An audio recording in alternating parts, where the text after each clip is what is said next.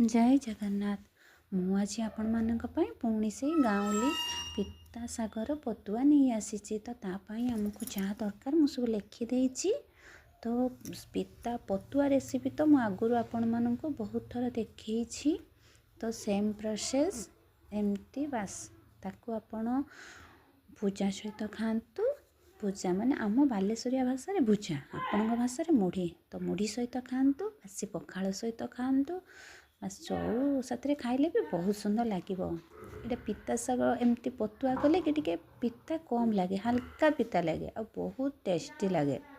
आ पिता जिनस तो आम देहपाई बहुत दरकार। आपण मैंने प्लीज मो वीडियो देखुले प्लीज लाइक सब्सक्राइब शेयर करने को जमा भी भूलिबेनी। हाँ कमेंट रे भी जणाइबे मो रेसिपी को आपन को केमती लागुछि। मु सबु एमती गाँवली रेसिपी आपण मानक पई नहीं आसीबी। रहिली पुणी आउ गोटे सुंदर गाँवली रेसिपी नहीं आपन सहित देखाबी।